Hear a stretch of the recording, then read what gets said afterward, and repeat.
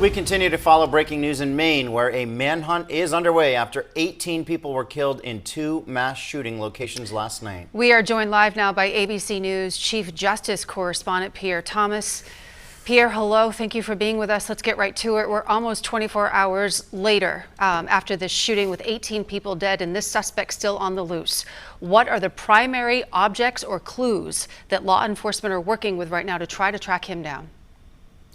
Well, it's being described as a worst case scenario. You have a situation where someone who's thought to be mentally unstable, who probably has access to weapons, is on the run. We're told that he owns a considerable amount of property in the area where the shootings took place. Also, he has access to a boat. They recovered, we believe, a weapon in the vehicle that was abandoned. We're just reporting that information. So again, so sorry for your viewers, listeners there, but it's just an extremely dangerous situation. You have the FBI, U.S. Marshals, ATF all involved trying to assist the local law enforcement in their efforts to catch this man. Pierre, let's talk about that boat ramp specifically. Could be a well-thought escape plan by the suspect, right? Or could also be random, or he could be trying to throw police off his scent. What do you make of the fact that he ditched the boat or the vehicle right there by the boat ramp? Well, law enforcement say all the above is what they have to consider. They think he may be doing some things specifically to elude them.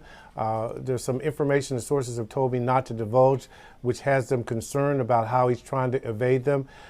Clearly, this is a person who has some access and knows about military tactics and clearly is proficient with a firearm.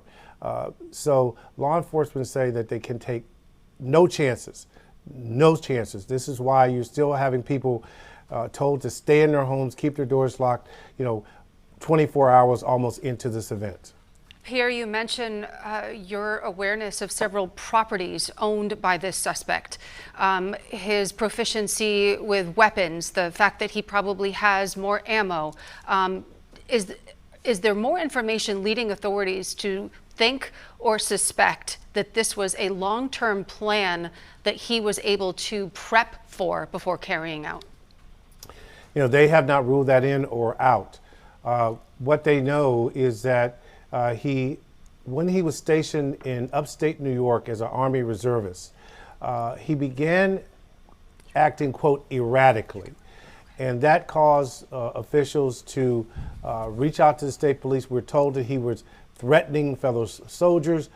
We reviewed a law enforcement bulletin in which he apparently was hearing voices and at one point threatened to go shoot up a National Guard base in Saco, Maine. So all those things led to a command and direct order for him to go to a mental health facility where he was evaluated. We know he was released. We just don't have much information about what was his mental health and behavior after that. That was this summer. Okay, thank you for your information and your time. Pierre Thomas with ABC News. We appreciate it. Thanks again. Pleasure.